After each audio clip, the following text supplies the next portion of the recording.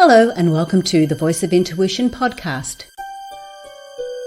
My name is Susan Jane and I believe that trusting your intuition is the best way to live your life with meaning and purpose. Each week you will hear about how you can connect, develop and trust your intuition through the wonderful array of guests we have on the show and my own personal experiences. Join me to understand how your intuition can guide you towards a life full of meaning and loving purpose.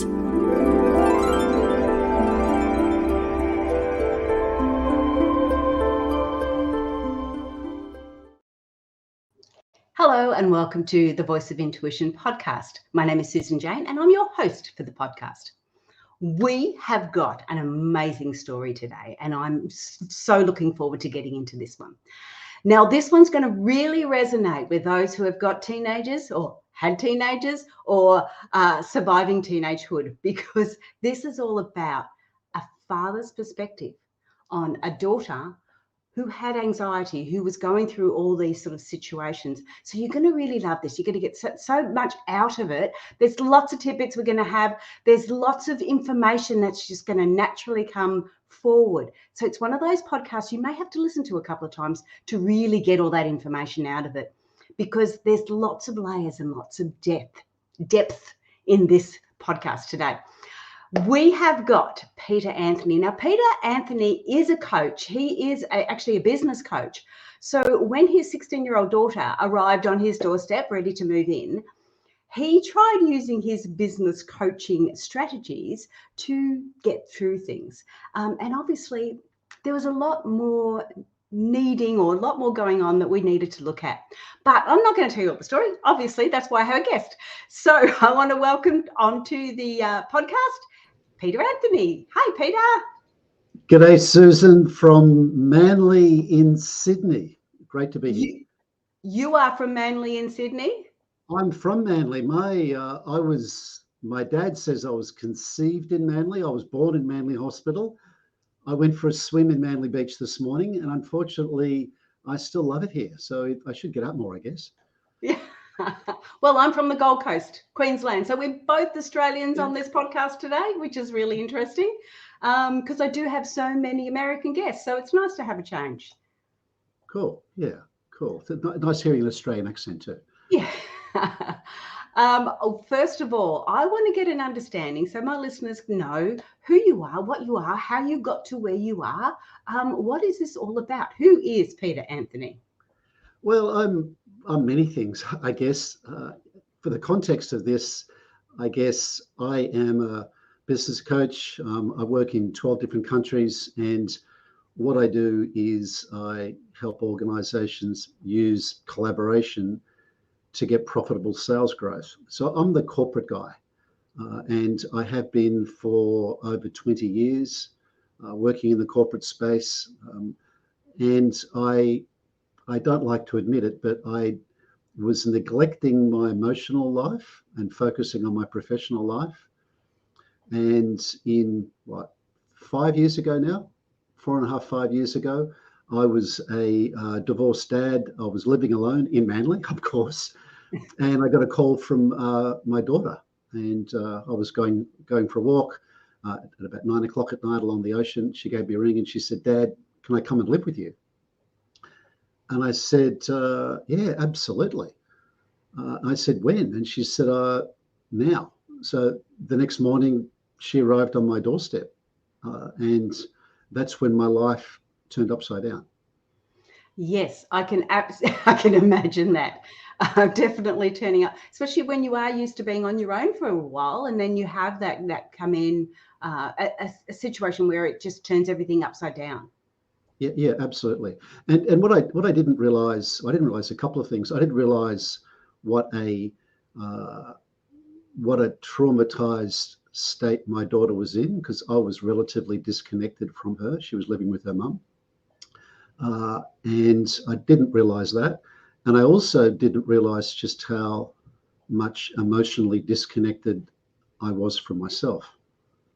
And in a lot of ways, parenting her or learning how to be a better dad for her meant I had to go on similar emotional journey that she was going on. Because when you think about anxiety like we were dealing with, I guess there's two different ways of looking at it. The way Belle was dealing with it was that it was very obvious, and it was very. She was very happy to talk about it, and she was feeling it emotionally. She was feeling it physically. She was feeling it mentally. Whereas I was raised old school by a dad that said, if you get a feeling, push it down. So all the anxieties I'd felt in my life, I'd basically just push down, because I had this old school masculinity approach that being a man meant you didn't feel feelings, didn't express feelings. So in lots of ways, I was completely the wrong person to help her. In other ways, I was the right person because I needed as much healing as she did. Yeah, and the thing is, you said you did collaboration in a business sense, like for executives.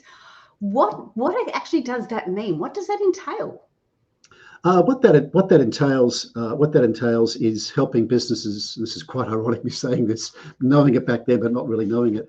Helping businesses understand the power of relationships, like relationships in terms of collaborative cultures, relationships in terms of collaborative client relationships to build profitable sales growth, and also relationships with themselves in terms of like one-on-one coaching with people to help them get connected. And it was a lot of that philosophy I took to this situation, which I'm thinking, okay, if I put my collaboration hat on and think what's going to help Belle the most, I'm thinking, well, potentially what's going to help her most is get better connected with herself. And I did a lot of study on anxiety. I started reaching out to groups that specialize in anxiety. We went to see several therapists. And what we realized pretty quickly was that the particular anxiety that we were dealing with was a disconnection from self. And when you're experiencing that, I guess the depth or the breadth of the disconnection you have from yourself is the severity of the anxiety that you're feeling. Because at a fundamental emotional and spiritual level, you want to be connected with yourself. So in lots of ways, what we were learning was learning how to collaborate with yourself, and if you like, have a healthier relationship with yourself. And that was an insight that we got relatively early, because typically I was the Tony Robbins walk on fire guy that said, like, take massive action, make decisions, go forward. I was that type of guy.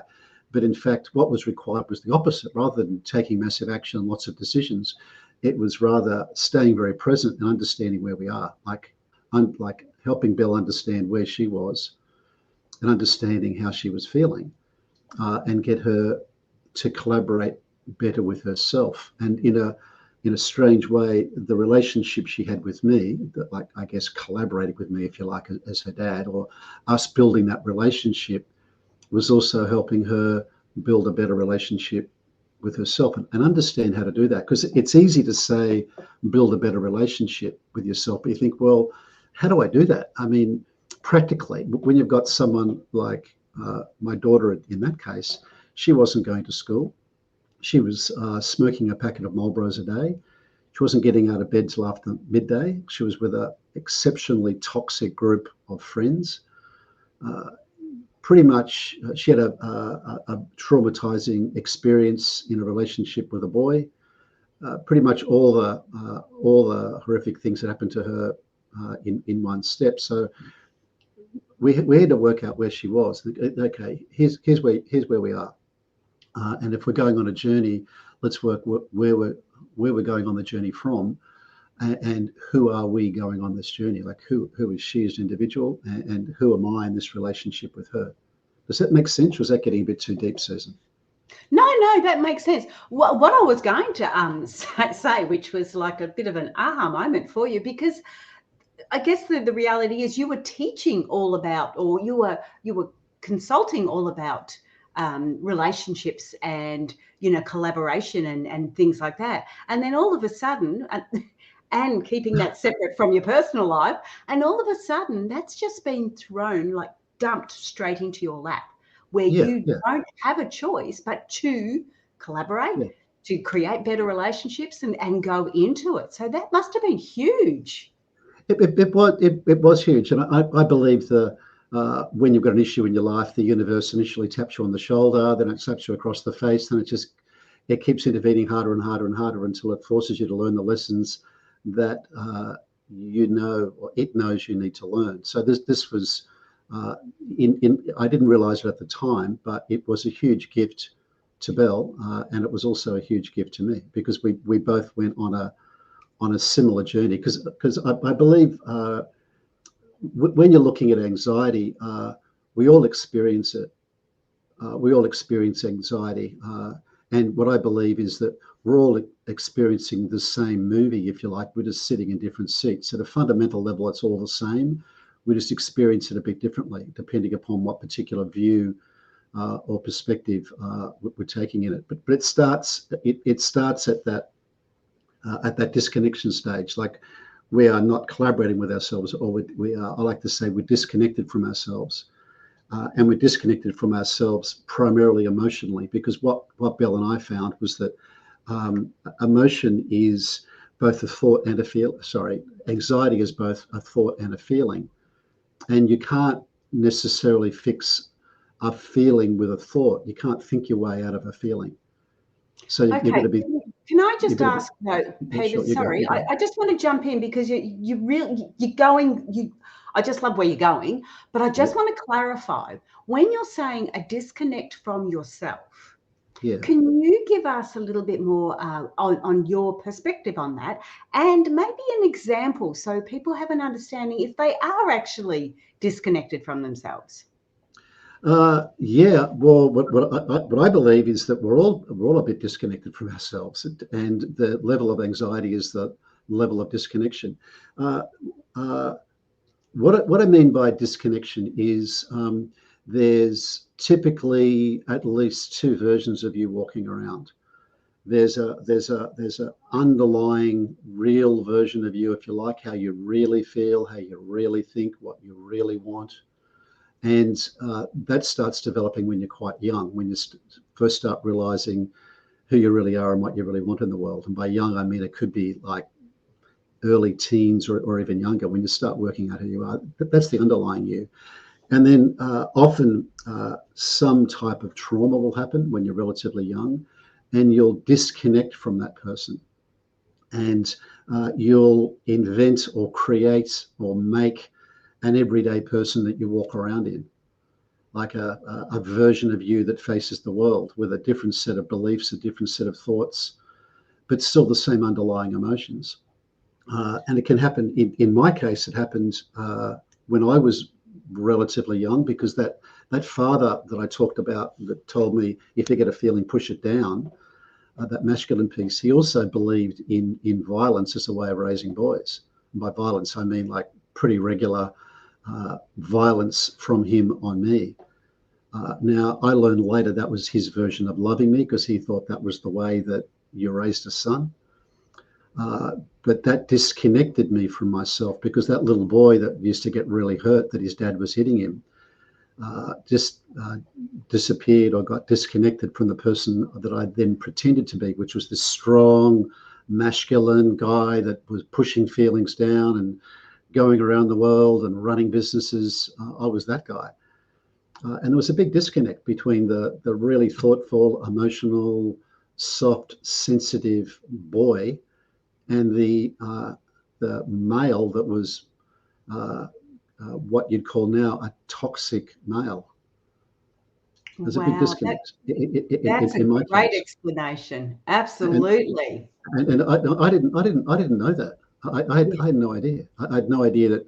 Well, I knew that it happened when I was a kid, but I didn't realize just how disconnected I was, and it was causing me problems in relationships, like romantic relationships, Mhm. because I couldn't.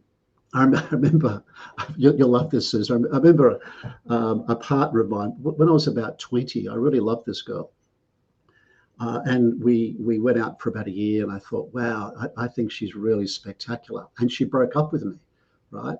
And she, underneath, I was devastated. On the outside, I was acting really tough, like it didn't really matter. And I asked her, I said, and you'll love it.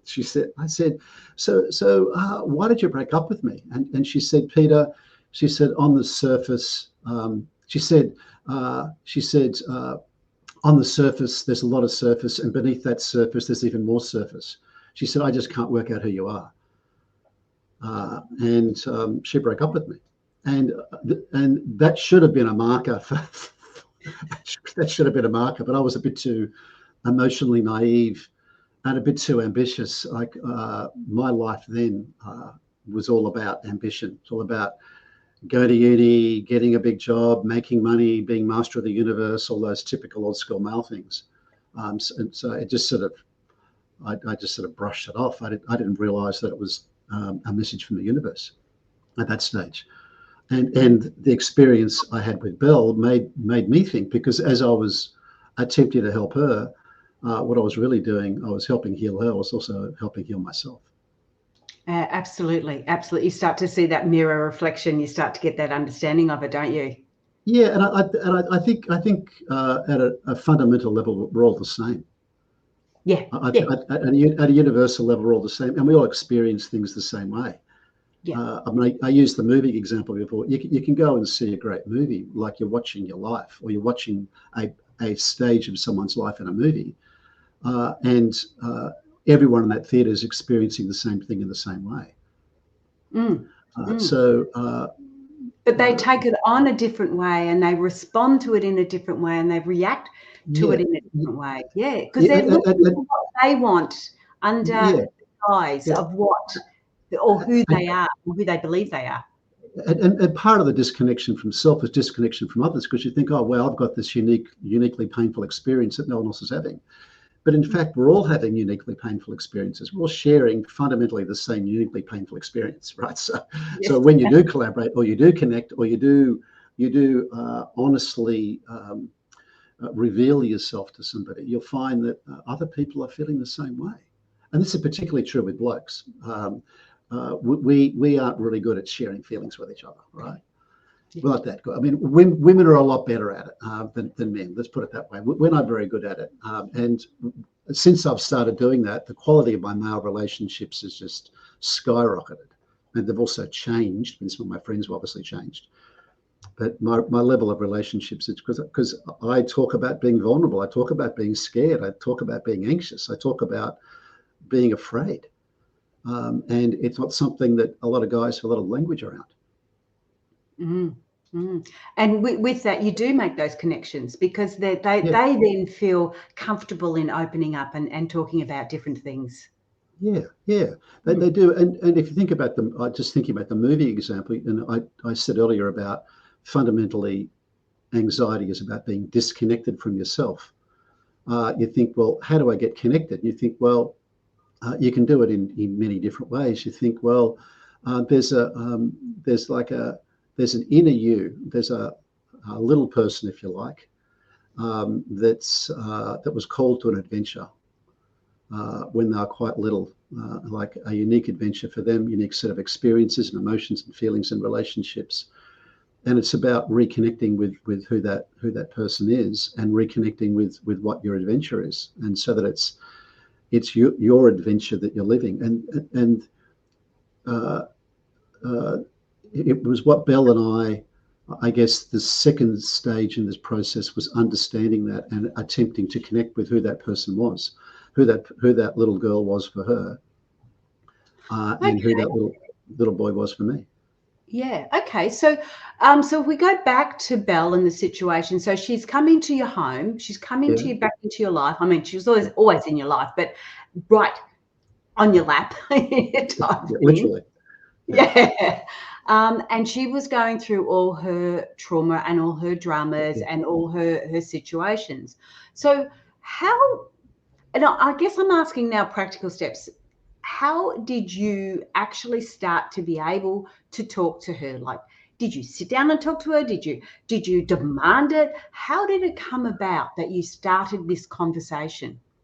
Well, how the real conversation started was that we we were in the kitchen one night. We'd cooked dinner. We're just cleaning up, and we had this conversation about her not being strong enough or smart enough or beautiful enough to deal with the problems that she was dealing with. And we decided to do two things. We decided to break the problems down into the smallest possible steps that we could think of. And I asked her to commit to two things. One was to tell me the truth, like be honest with me. And the second was to accept that she was enough, that she was strong enough, smart enough, beautiful enough, whatever enough, to take, not to change her life, but to take the tiny step. So rather than saying, look, you've got to change your entire life, which is my original approach, take the massive action, right, which doesn't work. And we decided that night, we said, okay, we're going to break it down into tiny steps, and we're going to accept the fact that we're enough to take the tiny step, whatever that tiny step is. And the first of those tiny steps for Belle was getting out of bed before midday. That was the first tiny step. And we kept adding tiny steps. And she realized, yeah, I'm strong enough to do this. I can get out of bed before midday. And then it was like little things like getting outside, going for a walk, like just walking for 20 minutes and back. And then it was eating more regularly each day, tiny steps. It was thinking about changing friends and thinking about, okay, what's the smallest step I could think? Well, the smallest step is I could think of someone that might be a useful friend for me now. So it's like tiny steps and building momentum. And as she took more and more tiny steps, she got more confidence. And I think she also got confidence. From understanding that I was going to be there no matter what. Because she said to me honestly, when she came and lived with me, she said, Dad, I'm not coming to live with you because I love you. I'm going to live with you because you're my last resort. Oh, wow. Yeah. Wow. Right? Yeah. And I said, thank you. I really appreciate that because I love the honesty and I want you to keep that up. And I just want to go back to that too, Peter, because you said there was two things. One was honesty and one was you're enough. Now, were you aware that when you've said that, you have to actually take that on board as well? Were you being honest with her and how you were going? And the great thing about Belle is she called me to account too. I mean, she was to listen really, but she wasn't like this little sweetheart that was like patting a purring cat. It wasn't like that. It was like we had some very confronting conversations, put it that way, very confronting both ways. And I had to go on the same journey because what I'd done was she thought she wasn't enough to take these small steps. And I thought the opposite. I thought I was more than enough. I thought I was master of the universe. So if you like, I was this overinflated man of the world, ego-driven person flying to different countries, thinking that I was master of the universe. So I thought I was more than enough. My ego had exploded. And her ego was like tiny. So we had to sort of meet somewhere in the middle, saying, hey, I'm just and she said, and it was the same message for me. All I need to be is enough. All I need to be is enough to do this. I haven't got to be more than enough, just enough. That's it. And it was like a revelation for us. It was like a you know, when you get those moments with that's it. Yeah. That's it. We had that through conversation. And ironically enough, a lot of what I teach in my business practice is collaborative conversations. And I wrote a book on having collaborative conversations and how you get better outcomes when you have a collaborative conversation. And I've realized that it works at this level too, the conversation you have with yourself. Because if you think about when you're very anxious or feeling very negative, the biggest critic you've got is yourself. You're having a conversation with yourself you wouldn't have with anybody else, right? It's very critical, it's very damaging, it's very damning, it's very destructive, it's very pessimistic. Yeah. So you think, I need to change how I'm talking to myself and who's talking to who. So we think, okay, we've got honesty, which it's got to begin and end with. We've got the I'm enough to do this, and I've got tiny steps I'm taking. I'm just taking tiny steps, and I feel good about tiny steps. I don't like the massive action idea. In these environments, I think it's quite damaging, because then when you can't take the massive action, you feel even worse afterwards, and it's not a good, a decent therapeutic approach. So that's where we started. That makes sense. So you've I've lost my train of thought. That's okay. That was really good. I really like that. So you've had that understanding. Oh, I know what it was. When you were saying that you had the inflated ego, and Belle had this like shrinking ego, or very, very small. That is happening, and it doesn't matter whether you've got it inflated or whether you got it small.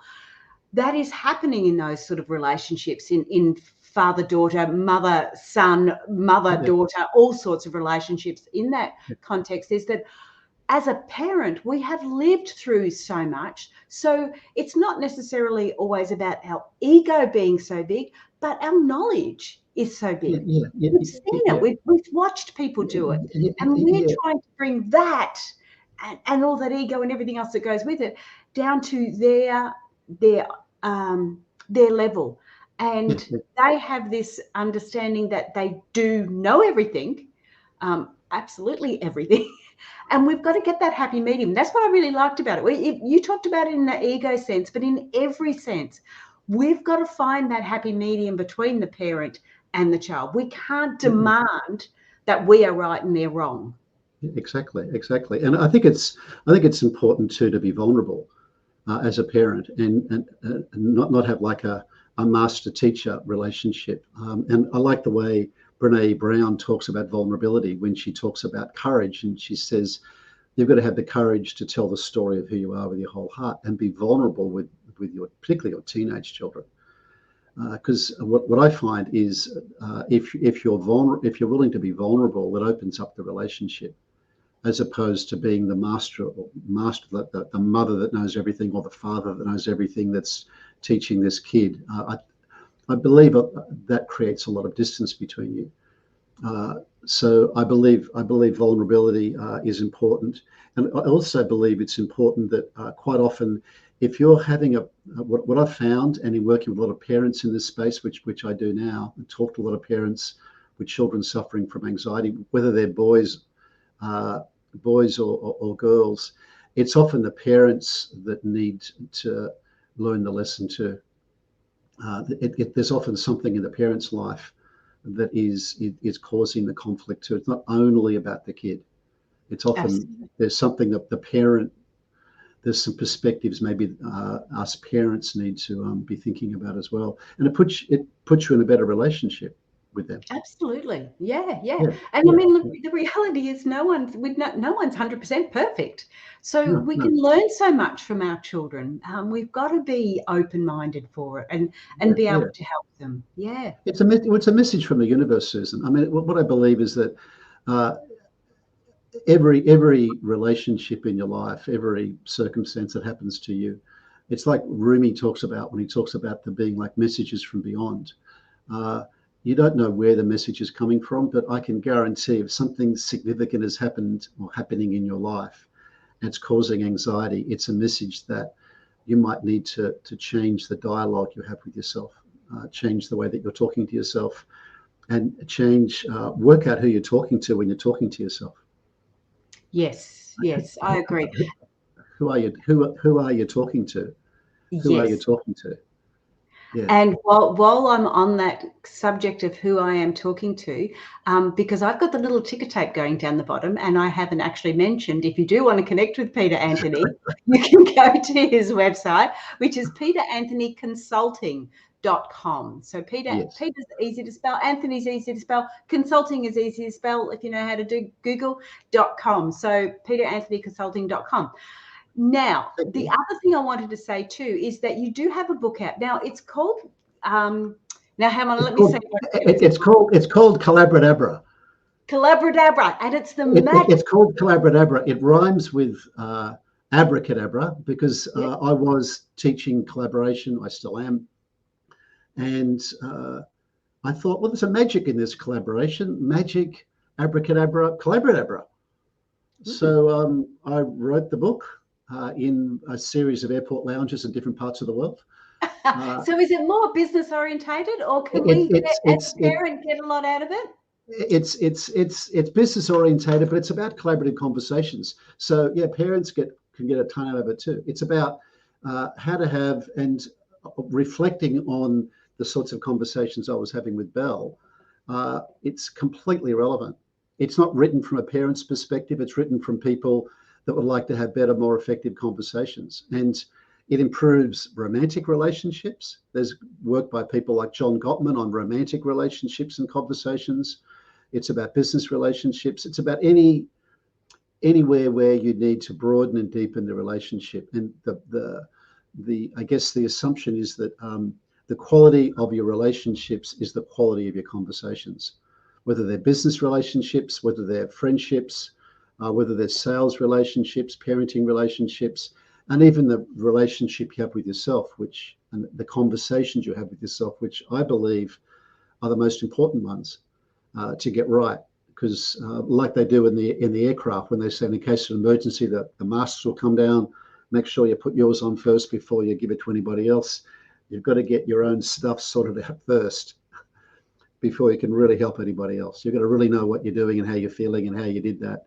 And then you can really help somebody else because you're coming at it from a different space. You're coming at it from a different level, if you like. Yeah, coming at it from the true you.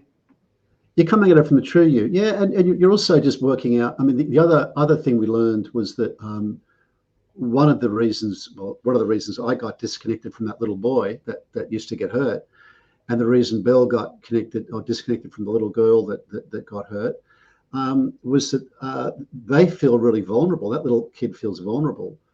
So you like create an identity to protect that vulnerable person, right?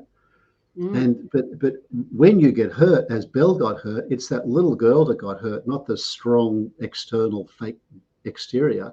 The little girl that gets hurt, just like when I was getting hurt, there was a little boy that was getting hurt.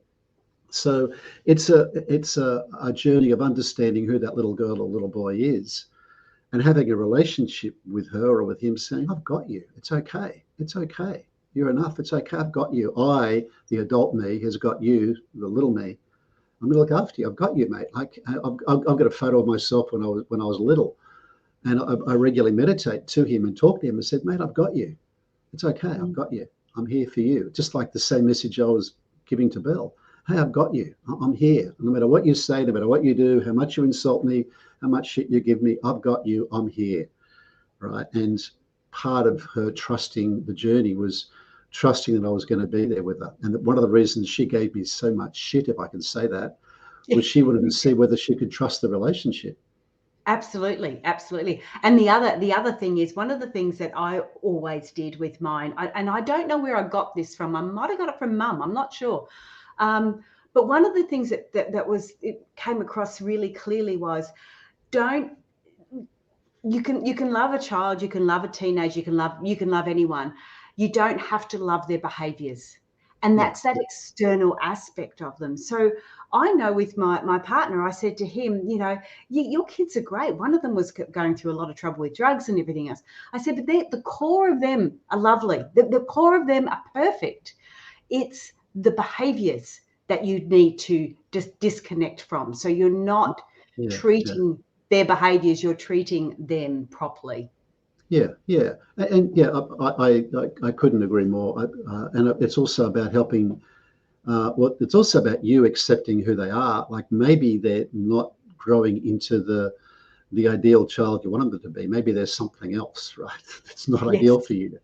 And as a parent, you need to love them in a way that allows them to be the person that they need to be fully expressed and fully happy and fully loving in their version of themselves. And make that okay. Because if they feel like it's not okay, they'll disconnect from you just like they disconnect from themselves. And then they're really in trouble, disconnected from themselves, disconnected from their parents. And then they'll learn to have disconnected relationships with people. Right. Yeah. And Yeah. I know people had disconnected Goes on. relationships their entire life because they're not connected with themselves. Because they think, okay, if I'm going to fall in love with you, who am I falling in love with? Right? Who is this woman I'm falling in love with, or man I'm falling in love with? Yes. So you need to work out who you are and accept that and embrace that. And that begins with you on you, and the other like important relationships with parents. So I'd say, hey, help them understand who they are, and not just help them accept who they are, but you accept who they are. They could be quite divergent from the perfect child that you would like them to be. And if they get a sense of that, they'll disconnect from you too. Then they're really in trouble. Yeah, Then they're really absolutely. in trouble. Yeah. I sound very preachy today, Susan. Sorry, I'm got my soapbox. Love it. But before we go any further too, I want to talk about, you said you had your book, the Yes, Collaboradabra. Collaboradabra. Rolls off the tongue. Collaboradabra. So it's The Magic of Collaboration by Peter Anthony. Now, where can we get that? Amazon? Can we get that? Amazon, anywhere. Type it in any search engine, you'll find it. You'll find it on my website. You'll find it on Amazon. Anywhere you normally find books, you'll find Collaboradabra. It's been out for about 3 years now. It's working really well. That's really cool. I appreciate that. Might be time for a new one, hey? More about parenting styles. Yeah, I might do a parenting book. That'll be well. I'd like to. And I have written a lot on this because I talk to a lot of people and I'm involved in a lot of parenting groups, and I've learned. I've been on a very steep learning curve around anxiety in teenagers, both girls and boys. Boys have it too, but in a different way. I'd be very keen to do that. And maybe I can come back on when I've written the parenting book, Susan. Yeah, absolutely. So I just want to touch on now about the anxiety and go into that a little bit more, because we've sort of got a happy ending to all this. We do have a happy ending. We've got a happy ending, which is what I want to share as well. So tell us how Belle went. Well, the happy ending began with this idea we talked about a moment ago, which is Youranuff, and she really liked that idea. And she was coming up. She was in year 11 at that stage, and she said, "I've got a HSC project coming up, Dad. One of the things we can do is like running a business." So she said, "I want to start a business, enough business, like Nuff, like Youranuff, and I want to make T-shirts, and I want to sell them on the northern beaches of Sydney, and I'm going to start the business and run my HSC project." I'm thinking, oh, Belle, who's going to buy a T-shirt with Nuff written on it? I mean, like Nuff. It can't be Youranuff, Dad. It could be Nuff, Nuff, because it's okay for it to be spelt wrong. That's actually part of the message. Oh, well, okay. So I was the angel investor. I had to set up the website and the Shopify store, this sort of stuff. Spend several $1,000s buying all these shirts. Would have been 3 different colors and 5 sizes. Had a garage full of shirts. I'm thinking, who's going to buy these, right? So we put the Shopify site up.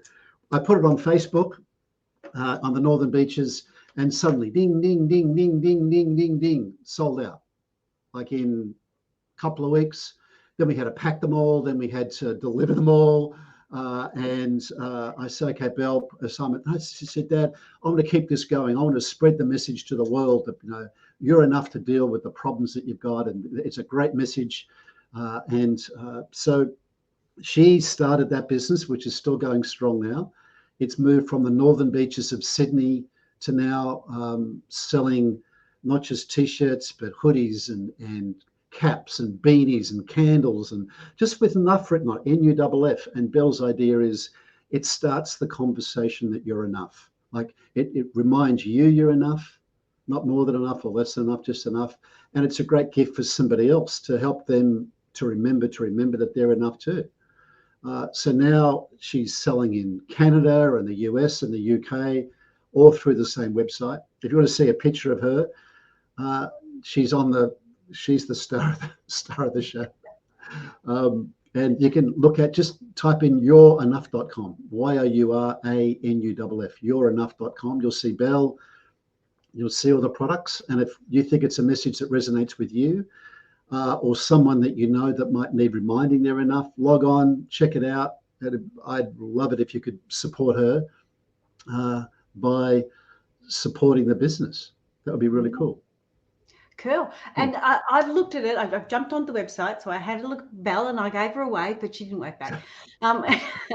But I love it. My like I was talking about my partner again, and he does his workplace health and safety. Now they've got the the fluoro yellow shirts with the navy blue. But when he did Mates in Construction, which is mental health awareness, he got shirts, and they had all this floral colours on the top there.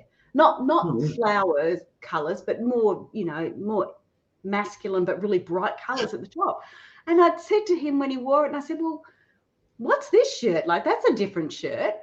And he goes, that's exactly what that shirt's about. And I said, what do you mean? He said, it's a conversation starter. Yeah. So when the guys are on construction, when he's going in there, they sort of give him a hard time, say, oh, well, what a saucy shirt that one is, and rah, rah, rah. And that gives him... It starts the conversation, exactly, which is what Belle's idea is. And what I originally thought it would be teenagers buying the shirts, but it's if I look at who's buying, it's like 85% mums. They're buying it for themselves, right? Yep. And their kids, and also for friends. I have people sending us messages, oh, look, my niece is in the UK. She's going through a struggling time. I'm going to send her this to help her remember that she's enough. We have people. I had one guy that said, sent us a message saying, "Are you selling 7XL?" I said, 7XL? I didn't know 7XL existed. Yeah. And he said, "Oh, look, I'm a really big guy. I love this message. I'd love to wear the shirt to help me remember that I'm enough, so that I can, get my weight under control." I talked about it with Belle. It was going to make us lose a lot of money making this one 7XL shirt, but we made it for him, right? So it's a message, I guess, to yourself that you're enough. It's also a message to other people to start conversations, or if there's in a struggling time, get them a candle, get them a cap, get them a beanie. Belle's even got socks, like white socks with little pink nuffs on them. So she said, "Oh, then you can go to bed at night, Dad. Remember, you're enough." I said, "Belle, I'm not going to wear white socks with pink on it. That's where I'm going to draw the line there. Wearing socks to bed, right? But I draw the line there." But it's all her idea. It's all her, like it's her right. But that's also part of her journey. Like having this idea and running the business is part of her journey. And then so that became successful. She got more confidence. She went back to school. She was a year behind. She did the year 12. She's now enrolled in a law degree at uni. She's got an awesome relationship with an engineering student who's a really lovely guy. Like she failed her. I say how lovely this guy is. She failed her first driving test when we were doing some driving. She failed the test and she was crying that she'd failed the first time. He drove from his place to our place, which is about 20 k's away, just to deliver her flowers to make her feel better, then drove back home again. Yeah. What a great guy. And she's attracting different people into her life, because part of what we used to talk about was you become who you hang around. We've got to, but you can't change everything in one go. We had to change the friendship group, change the health, change the sleeping, change the eating, change everything, little steps at a time, and gradually just move forward. And then you start getting more momentum. You start feeling better about yourself. You get better connected with yourself. You're more on your journey, like your individual journey. And you love that, because we're hardwired to feel good by doing well in our, being the best versions of ourselves. And when you think about the art of intuition, I'd say the art of intuition is understanding who you are and having a great relationship with that person, and then having a full expression of that person in the world. And that to me is the art of intuition. And then everything else tends to become a lot easier. Yep. Oh, nailed it, mate. Nailed it. You nailed it, mate. Yeah. And the other thing I did want to say about the socks was you keep on saying, break it down one step at a time. Yeah. Isn't that the socks? Yeah, it can be the socks. It can just getting a pair of socks. It can just be the socks. I'm enough to get one step at a time. I just need to do that. I'm just going to get some socks and wear them to bed. If you're a sock wearer to bed, Just get the socks. I'm just going to get a T-shirt and wear the T-shirt. I mean, some people wear them to bed too. They wear them as like night dresses to bed. Great, fantastic. Yeah. Whatever that little thing is, because it's just a reminder to you, which is great. But then people say, "What's this nuff thing you got?" And they'll say, "Oh, that's about this." It just starts the conversation. It does, because it's a hard conversation to start. Yeah. It's that's also, and this is part of Belle's genius. It's also a tiny step. You can't walk up to someone and say, "Oh, how's your self-esteem going today?" You're not going to start the conversation that way. No. You might say, "Hey, this enough idea. It's a nice, yeah." That was part of her genius. Like, she took a little idea, and she's now turned it. And what she does with the pros, I said, "Oh, this is great, Belle. We can, as the capitalist, we can start making money out of this." She said, "Dad, we're not going to make any money out of it. Any money we make, we're going to reinvest." She supports charities like Peter, who run programs for young people struggling with self-esteem.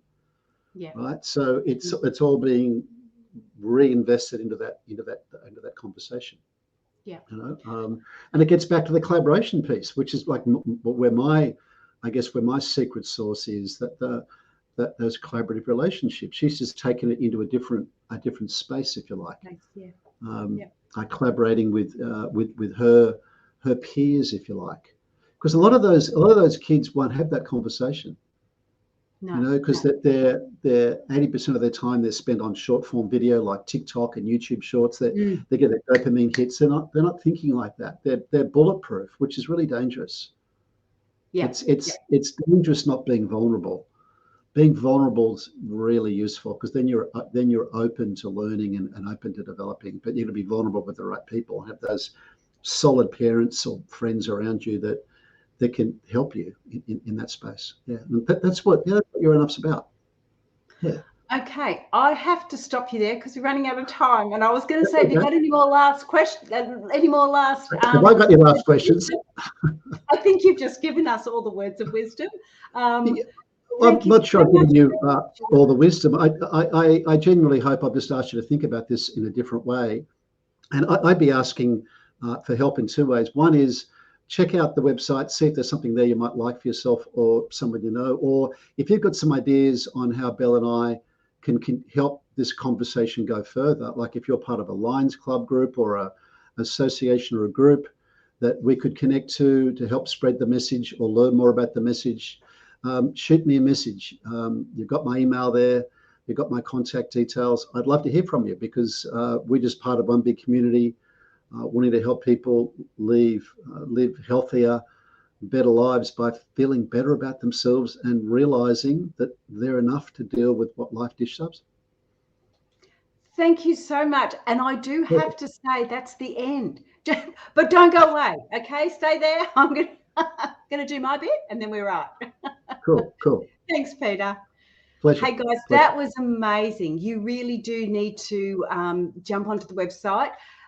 So there's two. Obviously, if you want to contact with Peter, go to peteranthonyconsulting.com or check out Youranuff.com. Now, how that is spelled, remember, is N-U-F-F. So your, Y-O-U-R-A, and Nuff, N-U-F-F. Okay, that's fantastic. That has been a brilliant. I love that podcast. That was really good. And if you need to get a bit more understanding of it, jump back in and have another listen, because there's pearls of wisdom all the way through that one. And, you know, well, for want of another word, go and give your teenager a hug if that's what they need. You know, be open for it. So that is me for today. I hope to see you next week. Share, like, subscribe to the podcast, and we will see you next week. Bye for now.